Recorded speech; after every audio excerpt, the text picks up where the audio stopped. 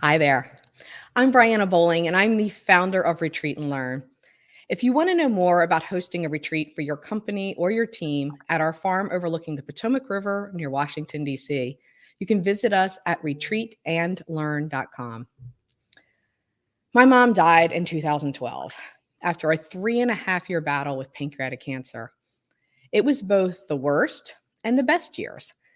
It was the worst because my mom was in pain and she was in and out of the hospital. And eventually it was the worst because we knew we were going to lose her. But ironically, it was also the best years. Those years gave us time to talk about things that really mattered. And it gave me the most amazing opportunity to turn the tables and care for my mother like she had cared for me for all those years leading up to it. This is why I am so happy to bring Katie Duncan to you today. Katie is a death care coach. She helps families through the dying process so they can find the good parts of the process. She is also the author of The Dying Process, your essential guide to understanding signs, symptoms, and changes at the end of life. I have so many questions for her, and I don't know how we're going to pack it into 30 minutes, so we're going to get right to it. If you have any questions, it's really easy to ask the questions while we're live. Just post it in the comments, and we will actually ask that question to Katie while we're live, and she can answer it. If watching the replay, go ahead and post the question in the comments, and I'm guessing Katie's just nice enough. She probably will answer it anyways. So with that said, I'm going to actually welcome Katie to our screen here. So hi, Katie. Hi, how are you? I'm doing good. I'm so happy to Good. do this interview. It's Oh, I'm such happy to be here. an important topic to me for so many reasons, not just because of my mom, but about so many people that I've run across who really need this information. So thank you for being here. Thanks for letting me be here. So I have a question. I'm going to have to read part of this because it is so long.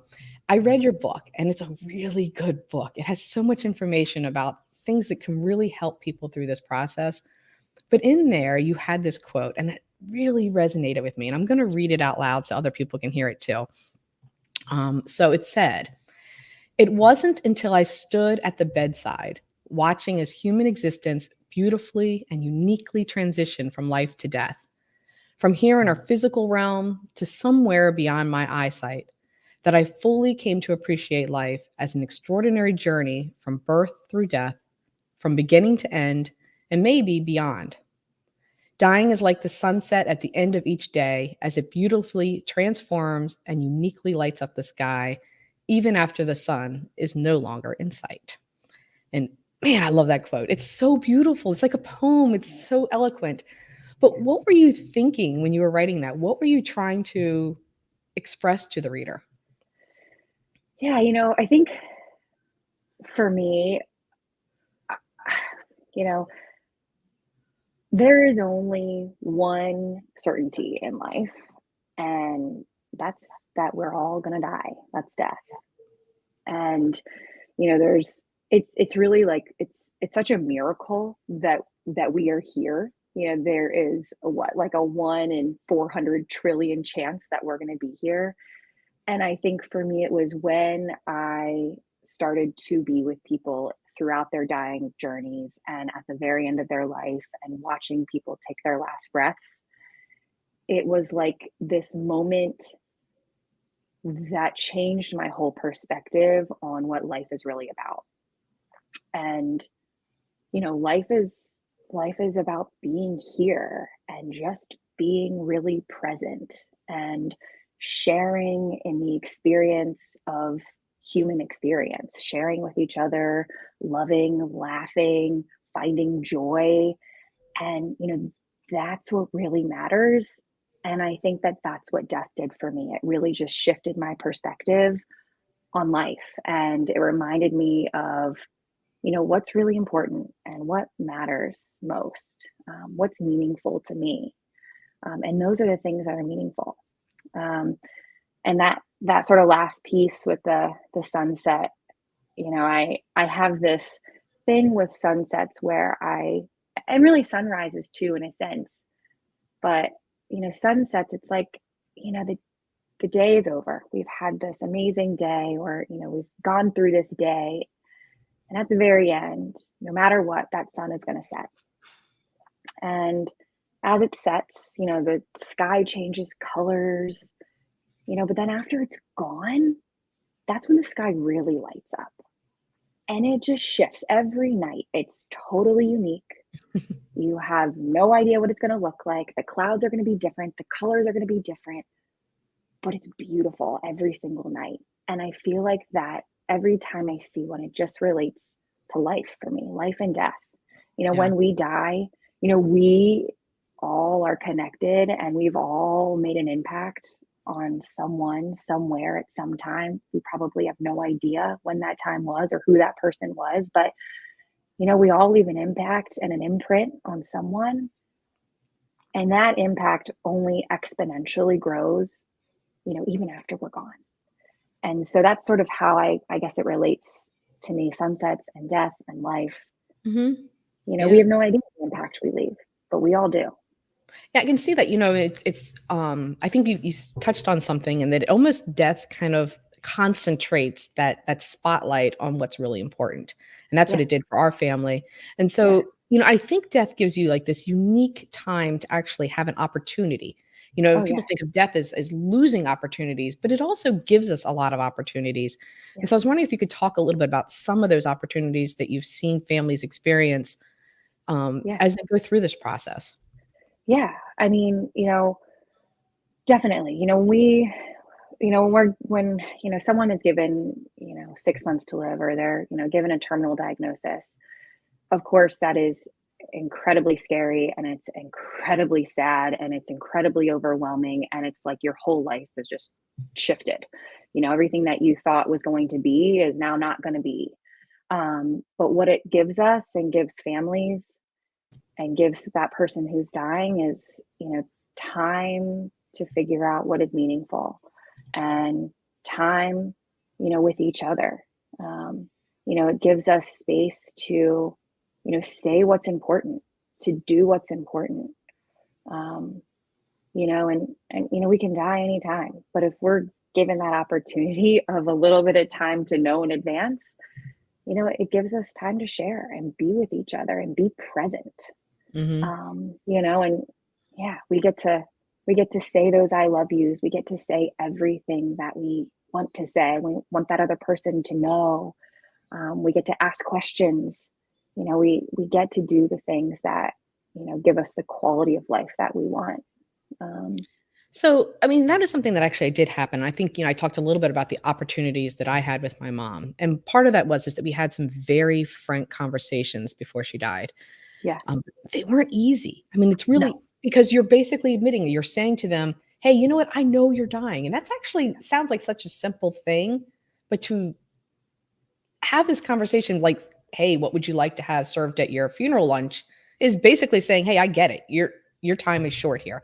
yeah, And I think that's a really tough line to step over for most families, and hmm, I think I'm a pretty upfront person, and it was difficult for me. So yeah, what suggestions do you have to a family on how to actually start that conversation, to yeah. step over that line? I think it's something that we as a culture are, we're just not we're not comfortable with it. We haven't done it, we haven't practiced it. And so sometimes it's just, it's not going to feel comfortable at first, but I think the more that we just confront it and talk about it and say, hey, just like that, hey, these are things that I want to do to honor you. If we're talking about a funeral, planning a funeral, beforehand, we want to know what, mom wants. We want to know what, you know, dad wants or, granddad wants or whoever it is. And in a way, it really is having these conversations is honoring, that person that you love because we want to do what they want to do. We want to do, for example, if we're planning a funeral, we want to plan that funeral and have that funeral how they would want to have it. So that And addresses why we do it, right? But I still think, like, how do we step across that? Like, how do you start that conversation? It's a yeah, really hard thing because in many cases, even to the end, nobody's ever declared, "Hey, you are dying," or, "Hey, yeah, we understand you're dying." It's kind of this unspoken elephant in the room that nobody yeah, wants to address. yeah, And so it's like jumping over a river almost to have this first conversation. It Is is. there any good first way to open that line of conversation, or is it okay to leave that elephant in the room? Maybe it is okay to just kinda leave that hanging. I don't know. What have you experienced that works well? Yeah, so something that I think about, like, when I'm let's say I was having the conversation, I'll put it that way, or, telling having family members ask, or, family members that I work with ask, "How do I have this conversation?" I think it's about saying, sort of asking permission, giving a person a heads up that this is gonna be an important conversation, and asking permission that we can have this conversation. So, for example, maybe something like,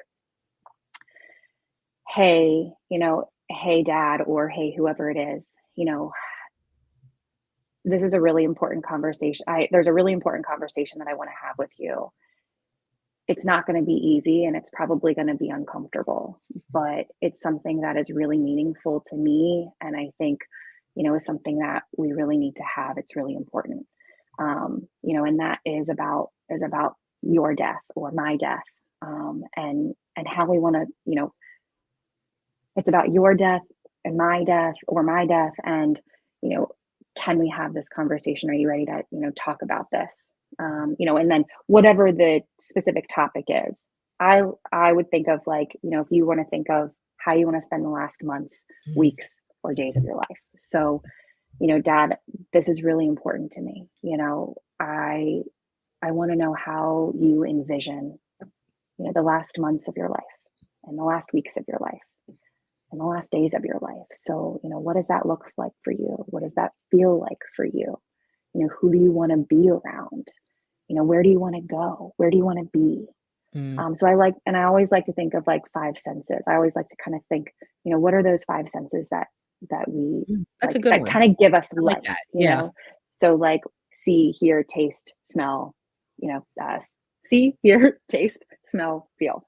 Right. Got it. Um, yeah. Other senses. So, yeah, what do you want to feel? What does that feel like for you?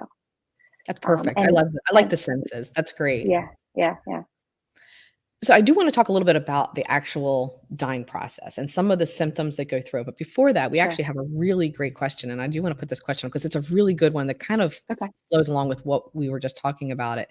So great. Adam wants to know, as a family member or loved one, what is one way you can help your dying loved one feel like their life was meaningful? Mm. So I think the way that I want to answer this question is really talking about legacy, that, and this kind of actually kind of sort of goes along with, like, that quote in a way. But, I think there's that sort of existential question that a lot of people experience when they're dying. And that's like, what was my life meaningful? Did I have value? What did I do in this world? And I think to help our loved ones find that meaning, we can do things like create these legacy projects, or do legacy work with them. So, ask them to tell their story. Mm.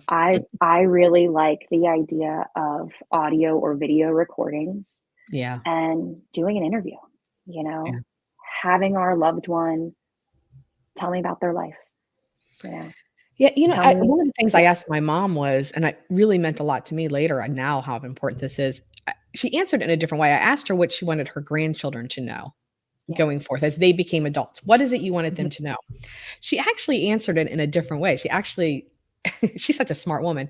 So she told me basically how I should parent them and how she parented. That's how she answered it. And I think about it still to this day. It's been a long Yeah, time. It's been 10 years. I think about yeah, it all the time like, "Oh, yeah. I'm gonna change how I parent because of what she said that day." Mhm, mhm. So I think that's a great way. I wish I had taped her though. That would have been better. Yeah, That yeah, would have been good. I yeah. just wrote it down. Having these, I mean, it could be anything. It could be anything about their life. It could be their childhood. It could be adulthood. It could be, who are they as a person? What things are meaningful for them? What things they do in their life that, sit in their heart. Like, yes, that felt really good. Yeah, Who, important achievements, or, things that they did, and having right. those on audio or video recording and having them tell you those things. I mean, I think that for the whole family can really show, yes, your life was meaningful, Yeah. and you did have value, and thank you. Thank you for everything. Probably just asking that question adds value to their life and that, hey, we Yeah, want to know about you. That yeah, alone, just yeah, asking that question will give meaning to their life. So I yeah, think it's a great question. So thank you, Adam. And if yeah, anybody else has any other questions, just throw them in the comments. We'll be glad to answer them. If for some reason you don't want your question showing up on the screen, just, write, don't show this and I won't. I'll just read it out loud anonymously, and that's fine too. So I'm going to talk a little bit about the symptoms. And I think one of the symptoms for me when I was caring for my mom and my grandmother too, that was the hardest was that lack of appetite. mm, We've been mhm, taught our entire life that when someone's ill, yeah, we're caring for them, yeah, feed them chicken soup, give them comfort food. That's how we care for people. yeah, And as the dying enter the last part of it, they really don't need food as much. So how do you kind of, I don't know, yeah. equalize that in your brain? Right, because food is love, so much of Yes. what we do, food is love. We invite people over for dinner, we invite people over for, holiday parties, and there's always food. Everything we do, I feel like revolves around food because food is Mhm. love, food is sharing. Yeah, it's kind of like a sixth love language. Yes. But yeah, yeah. I think that is one of the biggest things, that I think families do struggle with the most is, when our loved ones are not eating anymore and, we feel like our loved ones are starving to death. I mean, that's one that I hear all the time, and that's really hard. Um, I think really it comes down to just understanding. If we can understand sort of what the body is going through naturally, then that can help us sort of come to this acceptance that food is actually not necessary and food is not the priority anymore. And, as the body is shutting down, it's not absorbing or digesting food or fluid anymore. And so, people lose that appetite. We're not hungry. It's just not the need. Our bodies don't want or need it. So they're not And hungry at all, and they're not feeling any pain from that hunger, they really aren't no, desiring the food. no, no. And the thing is that if they do have that desire, then they can then they ask for it, and then you give them what they want, and So you even if they're honor their nonverbal, wishes. like those last days, like when they're nonverbal, they're Yeah, really okay without food. I mean, like, that's yes, okay. We're not yeah, not giving the yeah, food and water is okay. yeah, absolutely. In fact, Mhm. giving someone food or fluid, especially in those last days, and especially when the body is really shutting down and preparing to stop, it can actually do more harm than good. There's lots of risks of basically choking or what we call sort of aspirating as well. Basically, when food or fluid sort of gets into the lungs, and that can be really harmful and detrimental and painful for that person. Um, Gotcha. so, Okay. and nausea, vomiting, all of those Yeah. things. Yeah. Yeah, all those So, fun things. yeah, but so I think it's understanding that that's a big part of it is understanding what the body is going through, what my loved one's body is doing. It's shutting down. And Okay. it's not the body's desire, want, or need. But that we can still give our loved one love. We can still show them love in other ways without food. Right. We can still touch them. We can still hug them. We can still say, I love you. We can still be present with them and So give that them that actually space. answers another question that I was gonna get to, and it's part of the answer, but I'd like you to expand on this a little bit more, is that Sure. also in those last few days, I mean, and maybe this doesn't happen with everybody. I only have my Yeah. experiences, right? But in the people Yeah. that I've helped enter this phase, they Yeah. get And very I only have agitated. my experiences to Right. I say mean, they're the all same. Right. different, right? And every Absolutely. person watching, you might have a different experience. But a lot Absolutely. of people, I think, get agitated Yeah. at those last few days. And Yeah. almost Yeah. like it kind of reminded me of like a toddler who's overtired. I don't know if that's a good analogy, but It kind of is. like It's I don't know what to do, and I kind of like everything doesn't quite work, and I'm not sure yeah. what to say, and my body's not working. So, how can we ease that discomfort, or how can we make them feel more comfortable so they're not Yeah. agitated? Yeah. Well, I really like that analogy, so I just want to mention it again. I think that that's my nephew recently said to his little friend, and I overheard him saying, dying and death is like the reverse of birth. And it's true. There, when we have these little babies and they get super agitated, they're crying, they're, moaning, they're wiggling, we can't figure out, we do everything. We hold them, we drive them, we feed them, we try to do everything we can. We play music and they just don't calm down. And then eventually at some point they just do. Yeah. And I think it's very true for the end of life, or very similar to the end of life. You know, we don't really know what that agitation is about. It's called terminal agitation in sort of the medical world, but you know, I think that there's some sort of science that could explain it in some ways, in that, the body is shutting down, and, there's all of these sort of dysregulations within the brain and different chemicals that are all over balance. And it's causing this sort of this agitation to Yeah. present. That's sort So of what like can the we do? I expression mean, of it. is just rubbing the What do feet we do? help? I mean, hug I them. I mean, or is that worse? What is the Yeah. answer? What do we do? So I like to think of, two different sort of things that I focus on.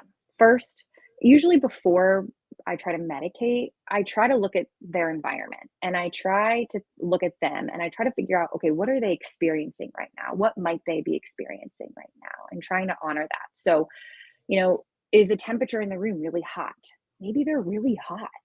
Maybe can we like turn the air conditioning down or put a fan on them, or take a blanket off of them, or maybe they're really cold and we do the opposite. Maybe we turn on some really calming music, and Mhm. maybe it's music that they love. Maybe it's like rock and roll music. I've seen that, Right. and it calms people down.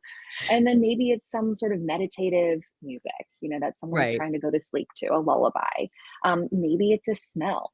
Sometimes like just smells of fresh flowers, or lavender, or maybe it's like their favorite cologne or lotion. Maybe it's a gentle touch. So I try to again sort of think about those senses and look at their environment, and how can I sort of bring that soothing, calm environment and atmosphere to them.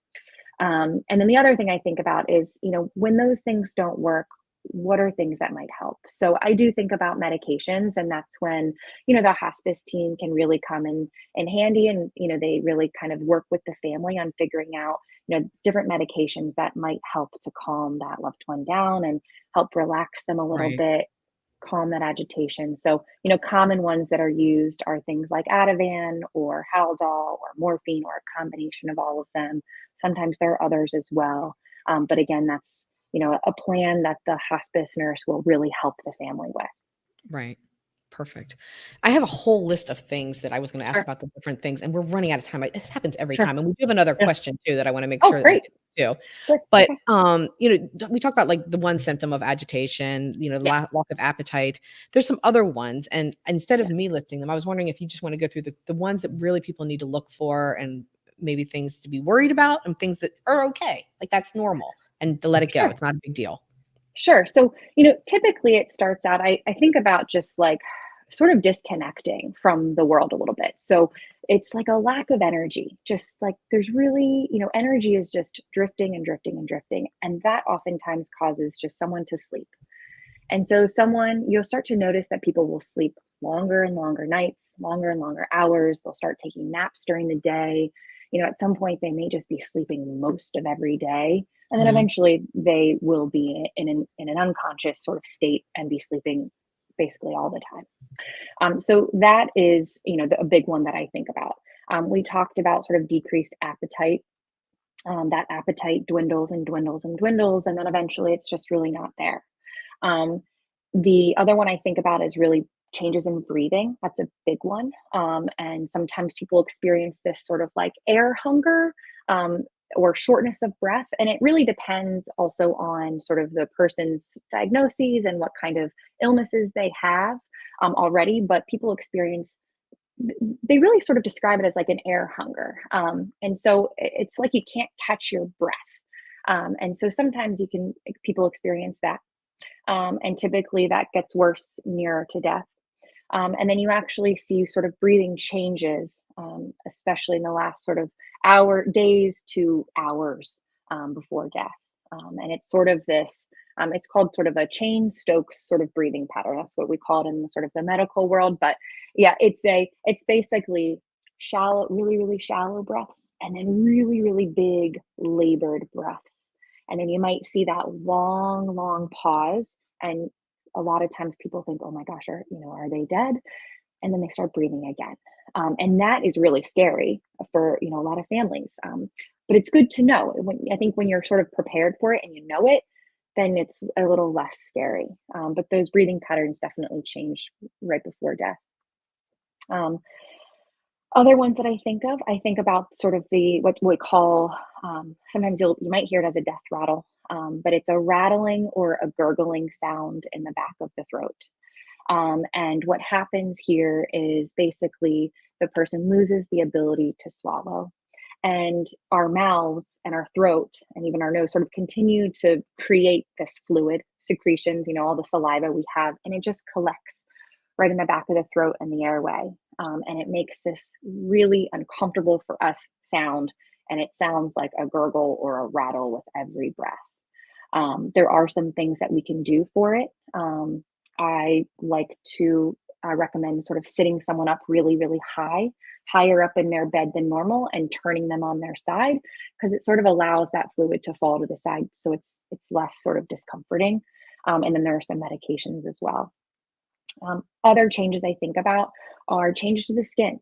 So, skin might get really dry, really pale, bruises really, really easily, skin breakdown, like ulcers, especially sort of on like the buttocks area or any of like the bony areas.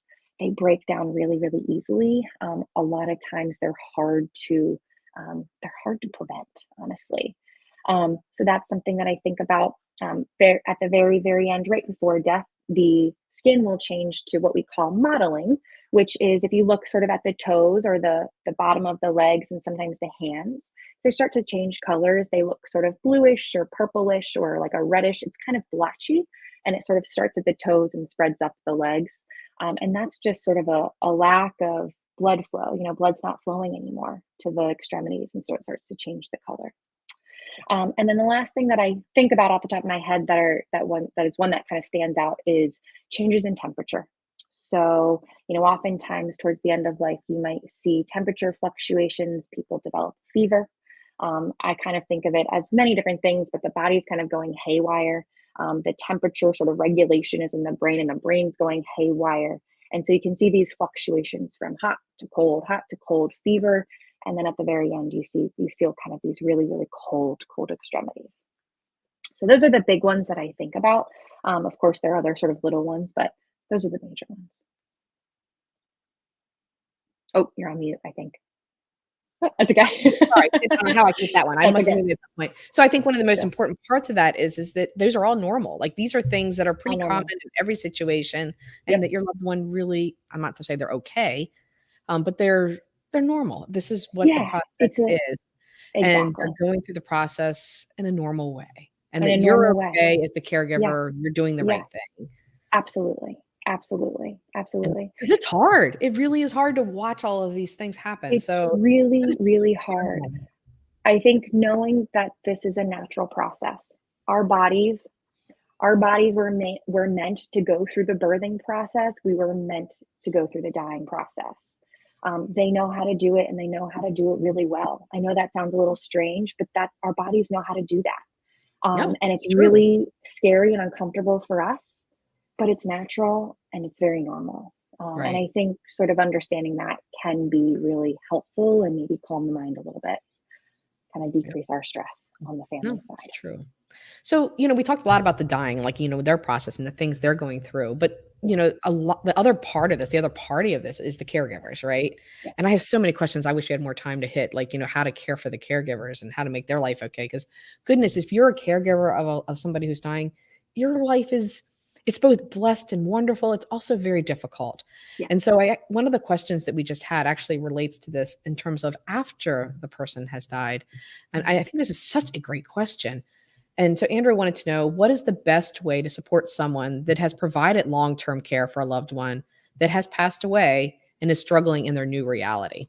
Yeah, yeah, That's yeah, hard because so much of their life has focused around that person. yeah, Is there yeah, something that other loved ones can help that the caregiver loved one? yeah. That's a really good question, and I think that Andrew's not alone there.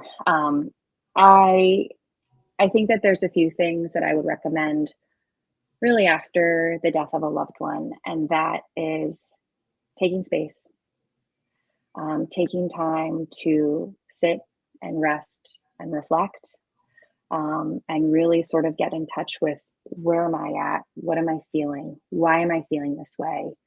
and kind of coming to, that the idea, um, of, life is going to be different. Um, and how do I recreate my future that is now totally different than what I expected? And that's going to take people support, support people. It's going to take time. Is there And it's going to, anything that their loved ones can do or say to them to help them through that process? I think, just being together, being present, giving caregivers space to say what they need to say or not say things at all, but just being there. I think physical presence and knowing that people care, and knowing that they have someone to rely on, to trust and to listen to them. And, if they need advice or, I mean, it's hard to give advice, I think, but, if they want to hear something from someone else, Yeah. they have that. And so I think it's just giving our caregivers that space and, giving them support.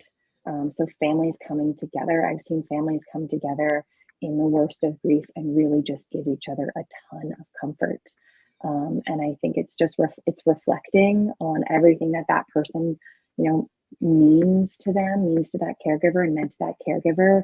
Um, and now trying to think about how we can sort of honor that loved one that just passed as we Right. move forward without them. Yeah, one of the How things can we people live out ask their me, legacy? Yeah. like, after my mom died was, a couple years later, they were like, somebody else had died in their family, and they wanted to know, like, what do you say to people? Like, you go to a funeral or to a friend who's lost somebody, and I told him, I said, "One of the best things you can do is just show up. Show Just up. show up. That's Just it. be there. Just say, Just "You be know what? there. I don't know what to do to help you. I don't know what to say, Exactly. but man, I'm here. I'm here." Exactly. That's it. Exactly. And And that and the means thing a is, lot. yeah, yeah. And a lot of the times it's like we know that, we know nothing we say is really going to help. And so Nope. sometimes just saying that, saying, I don't know what to say, and I really don't think anything I'm going to say is going to make anything any better right now. But I want you to know that I'm here for you, and I love you, and I care about you, and you're not alone. You're Yeah. not alone right now. And if you need anything, I'm always here. Yep. I think that's, the biggest support that we can give people It is. is presence. Yeah. So we really are actually out of time, which is amazing to me always. Like every time I get these 30-minute marks, I'm always like, how the heck did that occur? Right. But I do want to ask you one final question. It's Sure. kind of like the biggest question, really, is Sure. what is a death care coach and what do you do? Mhm. That's a great question. Probably could have started with that I one. get that But question all the time. So what I do as a deaf coach is I help families who are going through the roughest time, probably that they'll experience. They have a loved one that's coming home. They're preparing to have them come home, or they're already home, and they're on hospice, and they're going through the end of life journey. And these families are so unsure. They have no idea what to expect. They have no idea what to do or if what they're doing is right. And they just feel totally overwhelmed. yeah. And what I do for these families is, I guide them using my experiences, and I'm always learning. But I help them feel calm and feel confident that they can do this. Hmm. I help them feel reassured, and I really help prepare them for, caring for their loved one as they go through the end of life, death and dying journey. And at the same time, try to help them create really beautiful moments, Yeah. um, in And some it of their can be. hardest times. It really can. It really can. It seems so There's just, ironic and so hard to yeah, understand that it really can be a most it beautiful thing is. in the world. Yeah. Sad, but beautiful. Yeah. I mean, I think the death and dying experience is probably the most personal, the most intimate, and really the most vulnerable part of our lives. And being able to share in that human experience, and we only get to do it once with that person. I mean, that's beautiful. I mean, It is. it's magical, really. Yeah. Well, I want to thank you for sharing everything that you've shared today with people. And if I really encourage if you or have any questions, whether you're going through this process now or whether you know you're going to eventually, this is how you can contact Katie. Her Facebook group is right down here. Mhm. There's lots of other ways. If you Google her name, you'll find her too. She also has a really lovely book that kind of goes through the process and a lot of the questions that we just went through, but in much more in depth. So, I encourage you to get her book as well. She also has a I'm sorry, it's the crucial toolkit. Help A me. crucial toolkit for end of life care. There Yeah, you so go. it's a little guide. Yep, it's a tool guide, a toolkit for anyone going through the death and dying experience with a loved one. Yeah, and it's free. So if you can just sign up for that, you can get it. So thank you very much, Katie. I really appreciate it. I thank you everybody for Thanks, joining us Diana. today and the excellent questions that we had. And I guess tune in for the next. I think the next one interview I'm doing is actually on financial literacy and investing. I'm all over the place. So Totally different. follow me on Facebook and subscribe on my YouTube. And you never know what topic I'm going to hit. If there's a topic that you want me to hit, certainly send that along too. I love to interview really interesting people. So thanks so much, Katie, and we will see everybody real soon. Thanks. Thanks, Diana.